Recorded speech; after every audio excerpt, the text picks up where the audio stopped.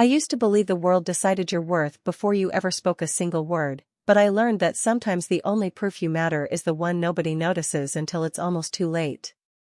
The rain had been falling since late afternoon, soft enough to blur the lights of downtown Manhattan into streaks of gold and silver across the wet pavement, and by the time I locked the front door of the Community Arts Center, the sidewalks looked like mirrors reflecting a city that never seemed to notice people like me.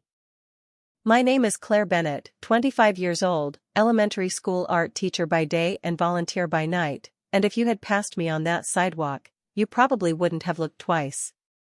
Most people never did. I adjusted the worn canvas bag on my shoulder and pulled my jacket tighter against the cold October wind. Payday was still 4 days away, my checking account had less than $40 left, and my apartment heater had already started making that strange rattling noise again. Life wasn't dramatic. It was simply heavy. I crossed Madison Avenue after the signal changed, careful not to splash through the puddles gathering near the curb. Taxi horns echoed somewhere behind me while steam drifted from a subway vent, wrapping the street in a ghostly haze. The scent of roasted chestnuts floated from a food cart on the corner, mixing with rain and fresh coffee from a cafe preparing to close. It was an ordinary night. The kind that disappears from memory unless fate quietly decides otherwise. That's when I noticed him. A man stood near the entrance of a luxury office building, perfectly still despite the rain soaking the shoulders of his charcoal coat. He looked about my age, maybe a little older, tall with dark hair damp from the weather. He wasn't looking at me. His attention remained fixed on the street as if he were waiting for someone who had already chosen not to come. I kept walking. New Yorkers learn not to stare. Then something dark slipped from the inside pocket of his coat and landed silently beside the curb. He never noticed. Neither did anyone else. The crowd continued flowing around him without slowing for even a second. I hesitated only long enough to make sure traffic had stopped before stepping toward the object. It was a leather wallet, surprisingly heavy in my hand. I glanced up, ready to call out, but at that exact moment a black SUV rolled smoothly to the curb. The man opened the rear passenger door and disappeared inside before I managed a single word. The vehicle merged into traffic and vanished beneath the glow of red taillights stretching down Fifth Avenue. I looked back at the wallet resting in my hands. Inside were several credit cards, a driver's license, and enough cash to pay every overdue bill sitting on my kitchen table. My stomach tightened for one impossible second before my conscience answered for me. Money solved problems. It also created the wrong version of yourself if you kept what never belonged to you. I slipped the wallet safely into my bag, pulled out my phone, and searched for the nearest police precinct that accepted lost property. I had no idea that somewhere across the city, a security camera had captured every second of what had just happened, or that before midnight, one man would watch that footage over and over again before quietly giving a single order that would change both of our lives forever. Find her. The precinct sat between a closed pharmacy and a family-owned diner that smelled like fresh pie and black coffee, and by the time I stepped inside, the rain had soaked the cuffs of my jeans. The officer behind the front desk looked surprised when I placed the wallet on the counter. He opened it, whistled softly at the amount of cash inside, then looked back at me with raised eyebrows. Most people would have mailed this, he said. I shrugged because I did not know what else to say. I wanted to make sure it got back to the right person. He thanked me, filled out a short report, and handed me a receipt before carefully locking the wallet inside an evidence drawer. 10 minutes later I was back outside, walking toward the subway with exactly the same empty bank account I had started the evening with. Somehow that felt right. The next morning my alarm rang at 5:30.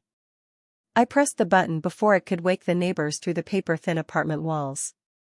My studio was barely 500 square feet, but the morning light pouring through the old window made it feel warmer than it really was. I made oatmeal, poured the last of my milk into cheap coffee, and packed the peanut butter sandwich that would become my lunch. Teaching elementary school art had never been about money. It was about watching children believe they could create something beautiful even when the world constantly reminded them of everything they lacked. By 7:30 I was arranging paintbrushes and construction paper before my first class arrived. Little Emma proudly showed me a crooked watercolor of her dog.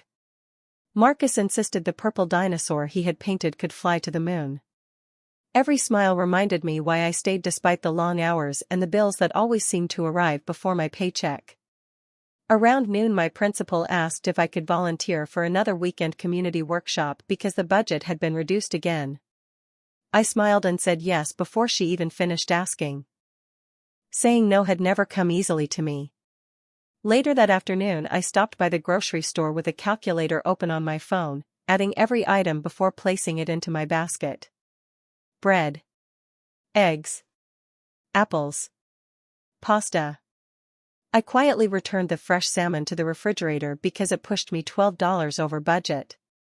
The cashier smiled politely without realizing I had counted every dollar 3 different times before reaching the register. As I stepped back onto the sidewalk, my phone buzzed with a message from my landlord reminding me that rent was due in 6 days. I slipped the phone into my pocket and kept walking. Worry never made the distance home any shorter. Across the city, inside an office overlooking the Manhattan skyline, another phone rested on a polished walnut desk while security footage played across 3 large monitors. The camera showed me picking up the wallet, opening it just long enough to find identification, then carrying it away without removing a single bill. The man watching the screen leaned forward without saying a word.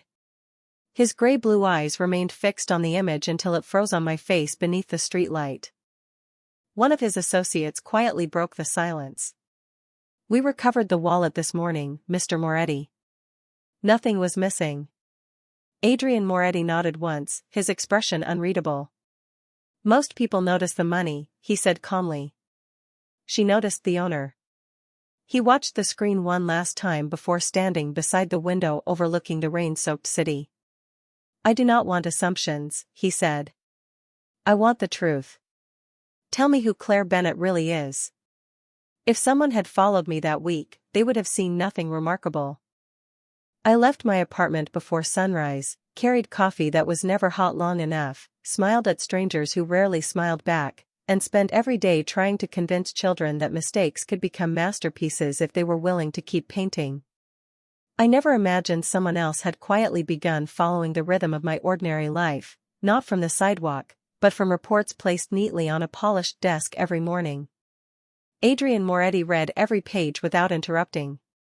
Claire Bennett. 25 years old. Elementary school art teacher. Volunteers twice a week. No criminal record.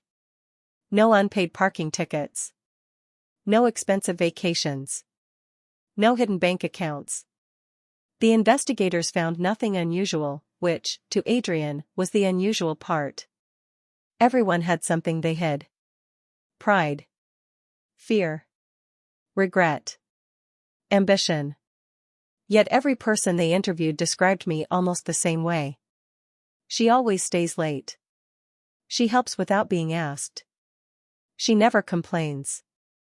The owner of the neighborhood grocery store mentioned that I quietly paid for an elderly customer's groceries once a month whenever his pension check arrived late. The crossing guard outside my school said I carried umbrellas in my bag because children often forgot theirs when it rained. Even my landlord admitted I had apologized for paying rent one day late despite never missing a payment before. Adrian closed the folder and stared through the windows of his office at the Manhattan skyline disappearing beneath low gray clouds. Wealth had taught him how to measure people by numbers. Influence had taught him how to measure loyalty. But kindness without expectation was something no balance sheet could explain. Meanwhile, my Thursday looked exactly like every other Thursday. One of my students burst into tears after ruining a clay sculpture she had spent 3 days building. She was ready to throw it away until I sat beside her and carefully pressed the broken pieces back together. I smiled and told her something my grandmother used to tell me whenever life fell apart. Broken things can become stronger if you are patient enough to rebuild them. She smiled through watery eyes and started again. I forgot the conversation almost immediately. She never would. After school I walked 3 blocks to the community center carrying boxes of donated art supplies. The elevator was broken again, so I climbed 4 flights of stairs with paint, paper, brushes, and glue balanced in my arms. My shoulders ached by the time I reached the classroom, but the children waiting inside greeted me with cheers that made every step worth it. Across town, another quiet report arrived in Adrian's office. One photograph showed me carrying those heavy boxes upstairs by myself. Another showed me leaving the center nearly 3 hours later with an empty bag and tired eyes. One of his associates folded his hands behind his back. Should we approach her? Adrian looked at the photographs for a long moment before shaking his head. No. Why not? The man asked. Adrian answered without looking away from my picture. Because people act differently when they know they are being watched. He placed the photograph face down on the desk, but one image lingered in his mind longer than the others. It was not me returning his wallet. It was me kneeling beside a frightened child with paint on my sleeves and a smile that asked for nothing in return. For the first time in years, Adrian found himself wondering whether real strength had been hiding in places his world had stopped looking. The following Monday began with sunlight spilling through the classroom windows, warming rows of tiny desks covered with finger paint stains and glitter that never completely disappeared no matter how carefully I cleaned. My students rushed inside carrying backpacks almost as large as they were, each one eager to show me another drawing, another story, another reason to smile before the first bell. Moments like those always reminded me that happiness rarely arrived in expensive packages. Sometimes it arrived holding a box of broken crayons and asking if blue could become purple. Around lunchtime, the school secretary stepped into my classroom carrying a small envelope with my name written neatly across the front. There was no return address, only a simple handwritten note inside. Thank you for your honesty. Some things cannot be repaid with money. Beneath the message rested a gift card to a neighborhood bookstore. No signature. No explanation. I stared at it for several seconds before quietly placing it inside my desk drawer. Whoever had sent it clearly knew about the wallet, but accepting a simple thank you felt different from accepting a reward. That afternoon I walked to the bookstore anyway because one of my students had fallen in love with watercolor painting and our classroom library had only one art book left that was still in decent condition.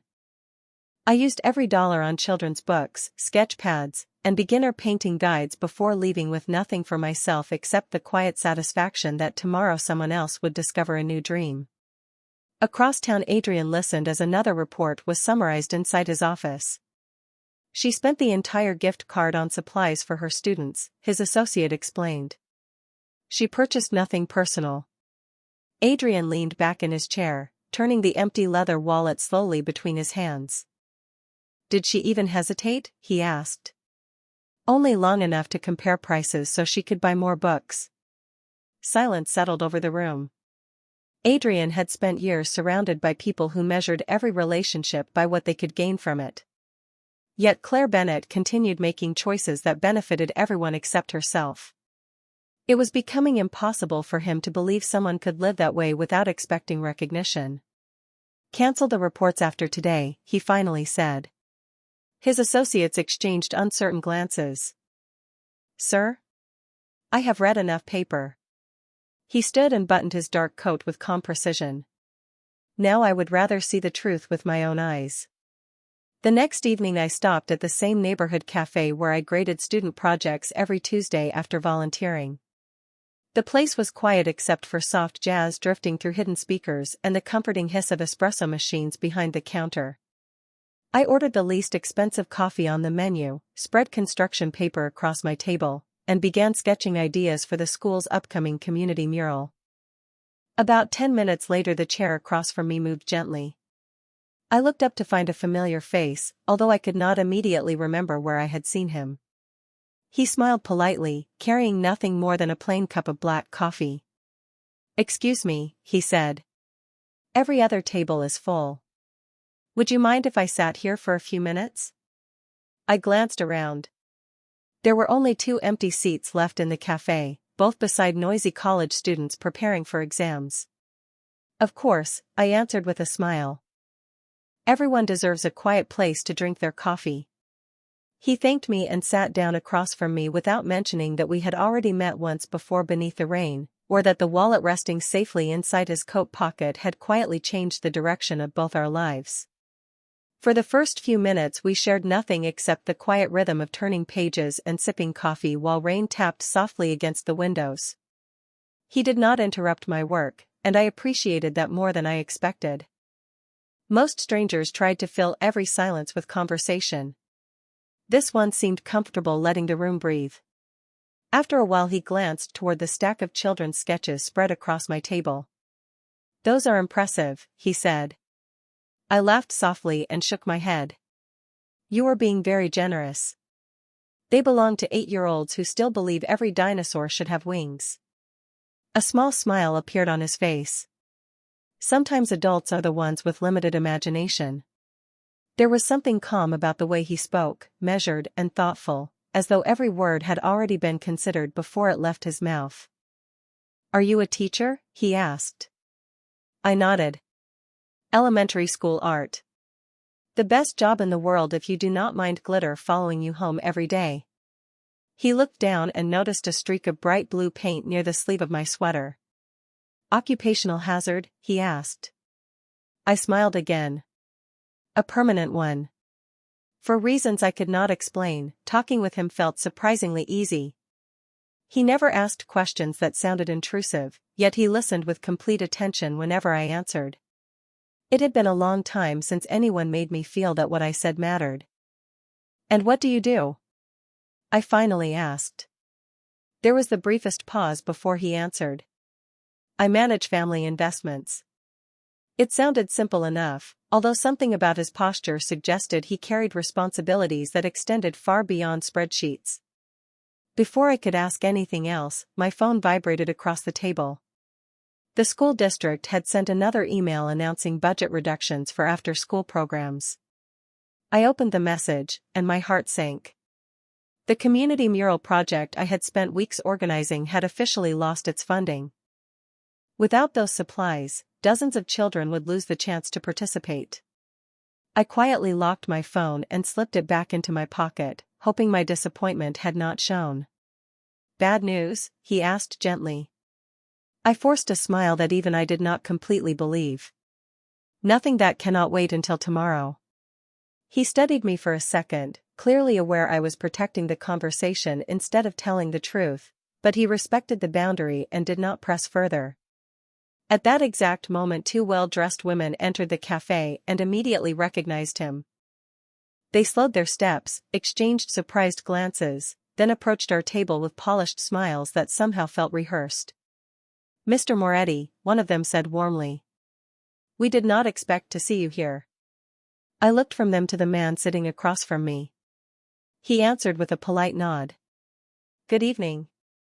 One of the women barely glanced in my direction before returning her full attention to him. "Everyone is waiting for you at the fundraiser. We thought your driver might have taken the wrong route." The words hung in the air longer than they should have. I looked down at my inexpensive coffee, suddenly aware of my faded sweater, my paint-stained sleeves, and the stack of construction paper covering the table. They smiled at him with admiration. They looked at me with quiet confusion, as though trying to understand why someone like him would spend time with someone like me. Adrian noticed it immediately. His expression remained calm, but his eyes grew noticeably colder. "Please tell them I will arrive when I choose," he said politely. The women apologized, excused themselves, and walked away. I stared at him for a moment before letting out a quiet laugh. Family investments must be more important than I imagined. For the first time since we met, Adrian smiled without restraint, and somehow that single smile made me feel that our conversation had only just begun.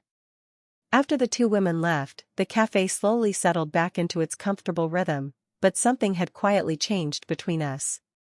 I could not explain why. Adrian did not rush to justify who he was, and I did not feel the need to ask questions that belonged to another person's private life. Instead, we talked about simpler things. He asked what first made me love art, and I told him about my grandmother teaching me to paint wildflowers on old cardboard boxes because we could not always afford real canvases. I admitted that she believed beauty should never depend on money. He listened without interrupting, his coffee growing cold as the minutes slipped away. When I finally glanced at the clock, I realized nearly 2 hours had passed. I should go, I said, gathering my papers into neat stacks. My students have an early field trip tomorrow. Adrian stood at the same time. May I walk you outside? I smiled politely. You do not have to. I know, he replied. I would still like to. The rain had stopped, leaving the streets washed clean beneath the glow of streetlights. We walked half a block together before reaching the subway entrance. A chilly breeze carried the smell of roasted coffee and wet pavement through the evening air. Thank you for the conversation, I said. It was unexpectedly nice. He looked at me with the same calm expression I had come to recognize. I was about to say the same thing. We exchanged a quiet goodbye before I disappeared down the subway stairs. I never noticed the black sedan parked across the street or the driver waiting patiently behind the wheel. Adrian watched until the train had safely departed before opening the rear passenger door. His longtime associate, Daniel Hayes, looked up from a tablet filled with tomorrow's schedule.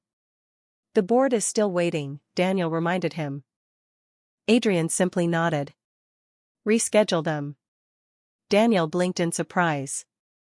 Again? Adrian looked out the window as the city lights slid across the glass. Some meetings are worth more than others. The following afternoon I arrived at school carrying a cardboard box filled with the new books I had purchased. My students gathered around before class even started, their eyes widening as they eagerly flipped through pages covered with colorful illustrations and famous paintings. Their excitement made every dollar worthwhile. During lunch the principal asked to speak with me privately. She looked exhausted as she folded her hands across her desk. Claire, I wish I had better news. My stomach tightened. The district approved another round of budget cuts.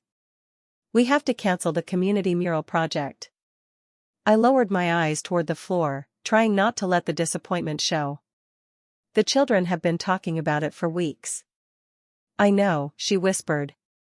I tried everything. I nodded, thanked her for fighting for us, and quietly returned to my classroom before anyone could see the tears gathering in my eyes. That evening, after every student had gone home, I remained alone cleaning paintbrushes and stacking unfinished drawings into neat piles. I refused to let the children see how discouraged I felt. Across town Adrian received a brief phone call from someone he trusted. He listened without speaking until the call ended.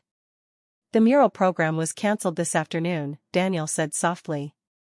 Adrian remained silent for several seconds before looking toward the skyline beyond his office window. Sometimes, he said quietly, the smallest dreams disappear because nobody important notices them. He reached for his coat, his expression thoughtful rather than angry. Tomorrow, he continued, let us make sure someone does. The next morning I arrived at school determined not to let disappointment become contagious. Children deserved excitement, not excuses, so I smiled as though nothing had changed. We spent the first hour painting city skylines with bright colors that ignored reality completely. One student covered every rooftop with flowers. Another painted rainbows stretching between skyscrapers. Watching them reminded me that hope was easiest to recognize through the eyes of a child. Just before lunch my principal appeared at my classroom door again, but this time her expression was different. She looked confused more than worried. Claire, could you come with me for a moment? I followed her into the conference room where 2 members of the district finance department sat beside several folders spread across the table. One of them cleared his throat politely. Miss Bennett, we are conducting a routine review of recent educational grants and donated materials. I nodded, uncertain where the conversation was heading. Of course. He slid a document toward me. Records indicate that several purchases connected to the proposed mural project were approved under your name before the funding was officially suspended. I looked down at the paperwork and immediately recognized my own signature on volunteer request forms, but the purchase orders beneath them were completely unfamiliar. Thousands of dollars in art supplies had supposedly been delivered and paid for using school funds. I felt my heartbeat quicken. I have never seen these invoices before, I said quietly. The second administrator folded his hands. Your electronic authorization appears on every order. I shook my head. Someone must have used my account. I would never approve purchases without permission. They remained professional, but I could feel uncertainty filling the room. My principal spoke before anyone else could. Claire has always been one of our most trusted teachers. One administrator offered a sympathetic smile. We are not making accusations today. We simply need to investigate until everything is verified. Even though his words sounded reasonable, I knew what investigations often did. They planted doubt long before they uncovered truth. By the end of the afternoon, whispers had already begun drifting through the hallways. No one confronted me directly, but conversations became quieter whenever I walked past. A few teachers avoided eye contact altogether. Others offered awkward smiles that carried more uncertainty than comfort. I packed my classroom in silence, pretending not to notice. Across the city, Adrian arrived at the cafe at the usual time, only to discover my favorite table sitting empty. He waited 15 minutes before ordering coffee he barely touched. When Daniel quietly approached, Adrian recognized the expression on his face immediately. What happened? He asked. Daniel lowered his voice. There is a financial investigation at Claire's school. Someone authorized purchases using her credentials. Several people already believe she was responsible. Adrian's eyes narrowed slightly, not with anger but with careful concentration. Do they have proof? Only documents. Adrian stood without finishing his coffee. Paper proves who signed it, he said calmly. It does not always prove who wrote the story. Daniel watched him reach for his coat. Where are we going? Adrian looked toward the rain beginning to fall outside the cafe windows. To find the person who benefits from everyone believing Claire Bennett suddenly became someone she has never been. Sleep became almost impossible after that meeting. Every time I closed my eyes, I saw the purchase orders with my name printed across the bottom as though a piece of paper somehow knew me better than years of honest work. By Friday morning, the investigation had spread beyond the administration office. Parents whispered during drop-off. Teachers spoke in careful voices that stopped the moment I entered the faculty lounge. Nobody called me dishonest, but nobody defended me either.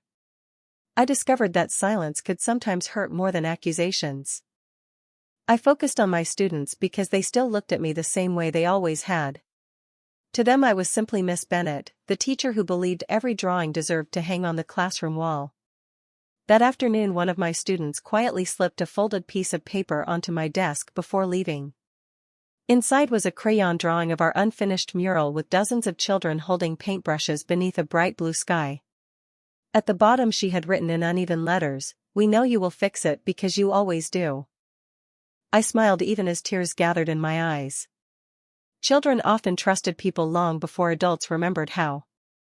Across the city, Adrian sat inside a private conference room where 3 specialists reviewed copies of the disputed financial records on a large screen. Every document appeared authentic at first glance, but Adrian refused to accept appearances. Show me everything, he said calmly.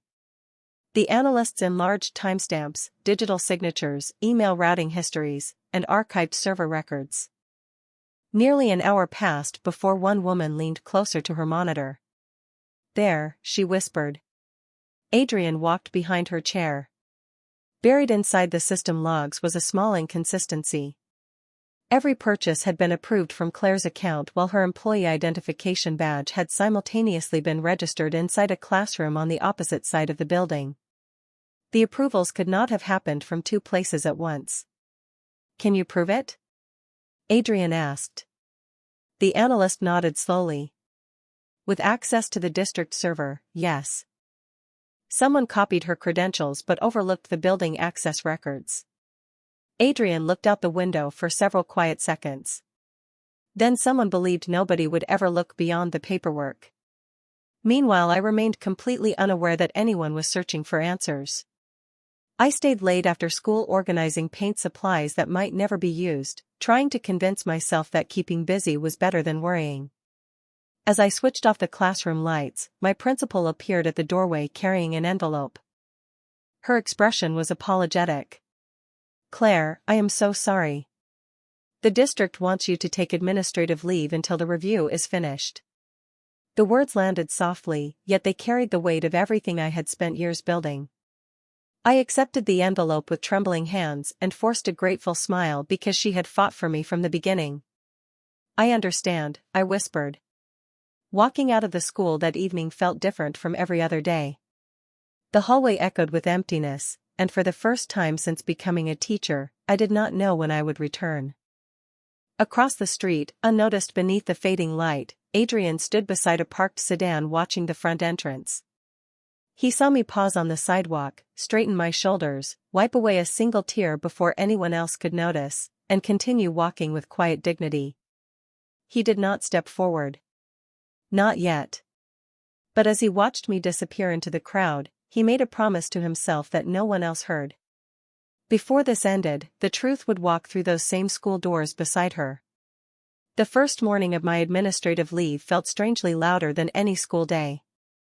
Without children laughing in the hallways or the familiar scent of tempera paint lingering on my hands, my apartment seemed painfully quiet. I tried answering emails, but every message from worried parents or supportive coworkers reminded me that my life had been placed on hold by something I did not understand. Around noon, I carried a box of unused art supplies to the community center anyway. If I could not teach inside my classroom, I could still help somewhere else. The children there greeted me with the same excitement they always had, asking whether we could finish the mural design we had started the week before. I smiled and nodded because they deserved hope, even if mine had started to fade. While they painted paper butterflies and bright city skylines, I forgot about investigations, paperwork, and whispered conversations. For 2 wonderful hours, I simply became Miss Bennett again. Across the city, Adrian sat inside a secure conference room as specialists projected new evidence across a large screen. Every file uncovered another small piece of the puzzle. Building access logs confirmed Claire had been teaching a class when the fraudulent approvals were submitted. Security camera footage showed her leading students through a fire drill at the exact same time one purchase order had supposedly been authorized from her office computer. An information security expert quietly folded his hands. Someone copied her credentials weeks in advance. The activity originated through a remote connection routed across several temporary servers, but one mistake remained. Adrian looked up. "Show me." The analyst enlarged a hidden transaction record connected to the original request for school funding. One administrator had quietly redirected rejected grant proposals into a private account controlled by a shell nonprofit organization. Claire's identity had been used as a shield to hide the missing money. Daniel looked toward Adrian. "It was planned long before she ever became involved." Adrian nodded once. "And they expected the kindest person in the building to become the easiest person to blame." He remained silent for several moments before asking the only question that mattered. "Can we prove every step?" "Yes," the analyst answered confidently. "Every digital record now points to the same individual." Adrian closed the folder without revealing any satisfaction. Truth mattered most when it arrived complete. Late that afternoon, I left the community center carrying an empty box that had once been filled with paint and brushes. The autumn air felt colder than usual as I walked toward the subway. A familiar voice stopped me before I reached the corner. "Claire." I turned and saw Adrian standing several feet away, dressed in the same simple charcoal coat he had worn the night we first shared coffee. There were no bodyguards nearby, no expensive car waiting at the curb, only the quiet expression I had come to trust. "I have not seen you at the cafe," he said gently. I managed a small smile. "Life has been complicated." His eyes searched my face for a moment before he spoke again. "I heard about the investigation." My shoulders tensed slightly. "News travels fast." "Not always accurately," he replied. Something in his voice made me pause. He did not sound curious. He sounded certain. Before I could ask what he meant, he looked directly into my eyes and said the words I had needed to hear more than anything else. "Claire, I do not believe you did this." For the first time since the investigation began, someone offered me trust before asking me for proof, and I realized how powerful that kind of faith could be. His words stayed with me long after we said goodbye. I walked home through streets glowing beneath rows of amber streetlights, repeating the sentence quietly in my mind as though I was afraid it might disappear if I stopped remembering it. I do not believe you did this. It had been days since anyone offered trust without attaching conditions to it. I did not know why Adrian believed in me, but somehow his confidence steadied something inside me that had nearly collapsed. The following Monday, I received an email from the school district requesting my attendance at a special board meeting scheduled for Wednesday afternoon. The message explained that investigators had completed an extensive review of the financial records and wished to present their findings before the school board, department administrators, and several major community donors who had supported educational programs over the years. My stomach tightened as I read every line twice. Part of me feared the meeting would officially end the career I had spent years building. Another part quietly hoped that truth had finally found its way into the room. Across town, Adrian stood inside the executive conference room of Moretti Holdings while Daniel placed a neatly organized binder on the polished table in front of him. Every page contained verified evidence collected over the previous week. Digital server records. Security access logs. Financial transfers. Archived email histories. Independent forensic reports. Every document connected to the same conclusion. Claire Bennett had never authorized a single fraudulent purchase. Someone inside the district had carefully constructed an illusion using her identity while quietly redirecting educational funds through a network of false nonprofit accounts.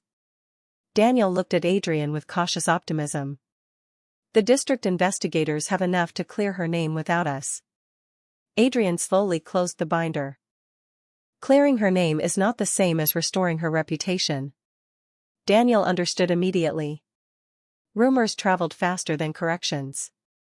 A quiet apology rarely reached as many people as a public accusation. Adrian picked up his coat. Make certain every verified document reaches the board before tomorrow's meeting. Already arranged. Good.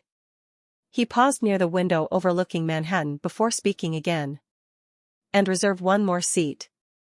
Wednesday arrived beneath clear blue skies that felt strangely out of place against the anxiety filling my chest. I chose my simplest navy blue dress, gathered my papers even though I doubted anyone would ask for them, and entered the district headquarters with my head held as high as I could manage. Conversation softened as I walked through the lobby. Some people offered sympathetic smiles. Others quietly looked away. I signed my name at the reception desk and followed an assistant toward the large boardroom where nearly every seat had already been filled. School administrators sat beside district officials. Community leaders spoke quietly among themselves while local donors reviewed printed agendas. I recognized several parents from my classroom, along with my principal, who immediately offered me an encouraging smile from across the room. Then the doors opened once more. Every conversation stopped almost instantly.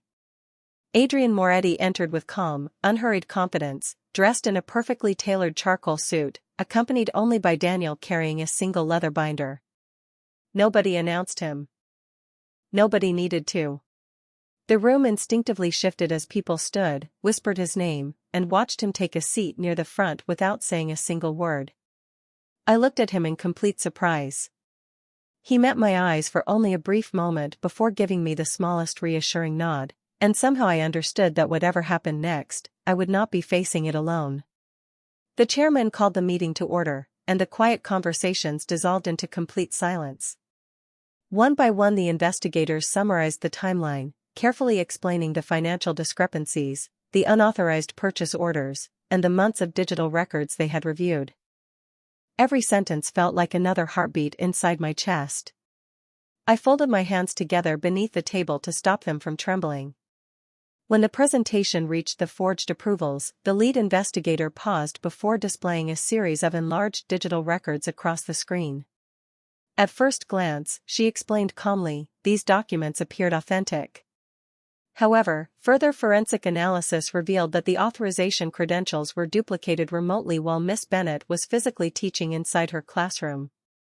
Another slide appeared showing building entry records, classroom attendance logs, and synchronized security camera timestamps. Every clock matched perfectly. While my name had supposedly approved thousands of dollars in purchases, I had been standing in front of 24 third graders demonstrating how to mix watercolor paints. A quiet murmur spread through the room. The investigator continued without emotion. Independent specialists confirmed that the electronic credentials were copied and misused by another individual who possessed administrative access to district financial systems. The final screen displayed a complicated network of redirected grant payments connected to a shell nonprofit organization. The evidence no longer suggested uncertainty.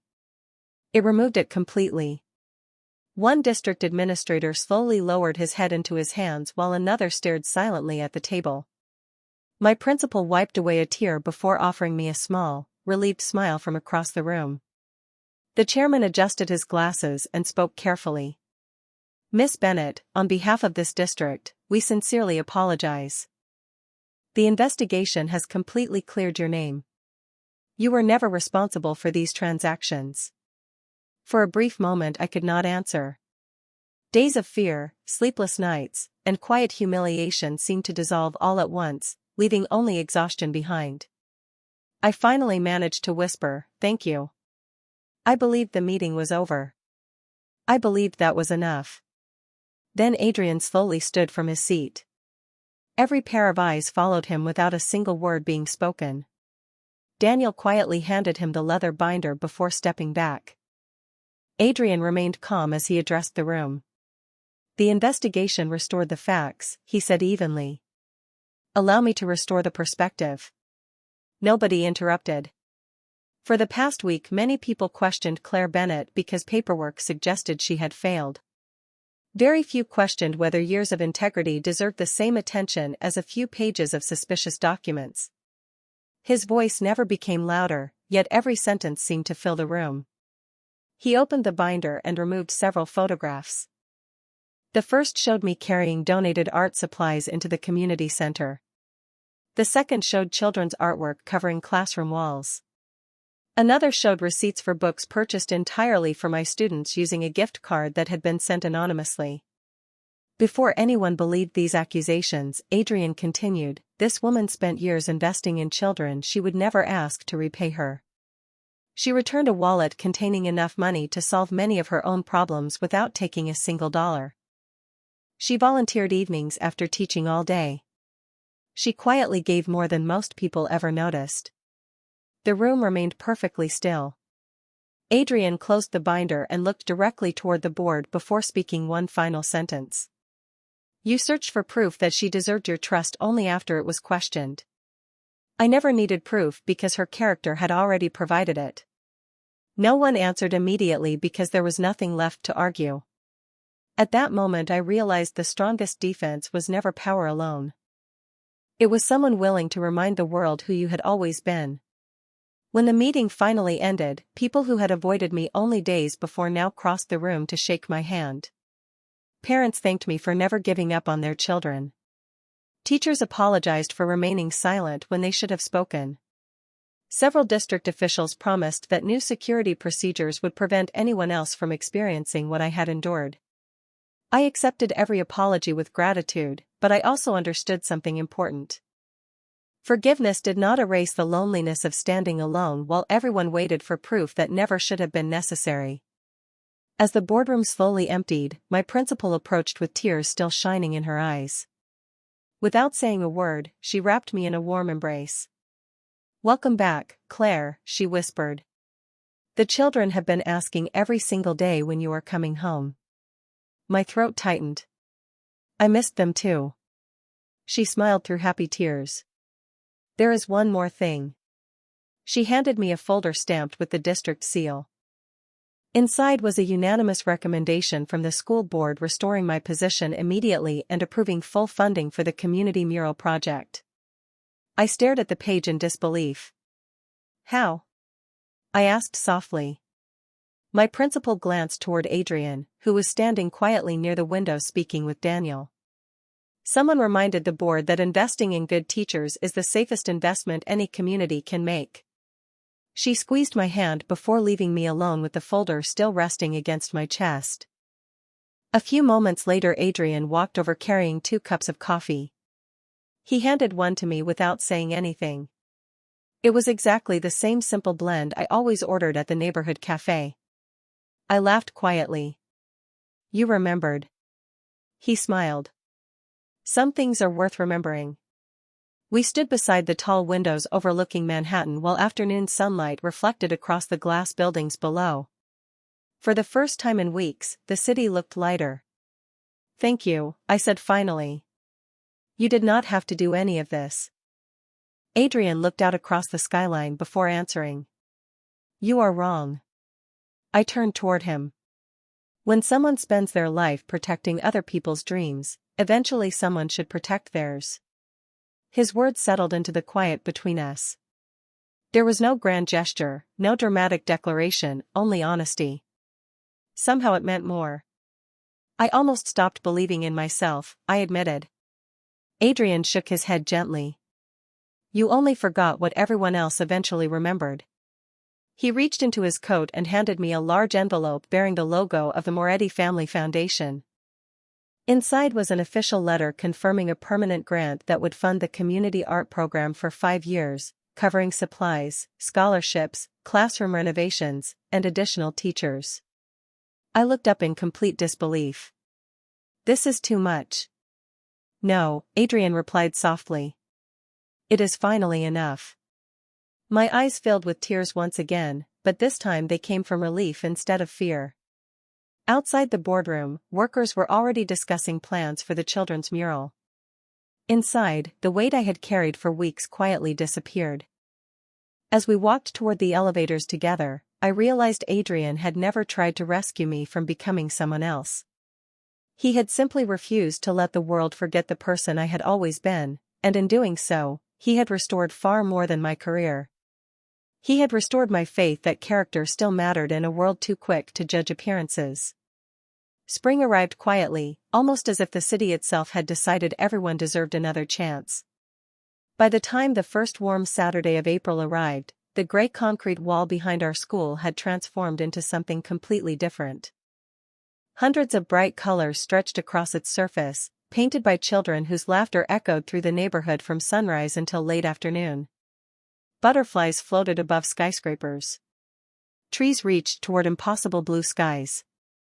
Every child had left a handprint somewhere on the mural, a reminder that even the smallest hands could help create something beautiful.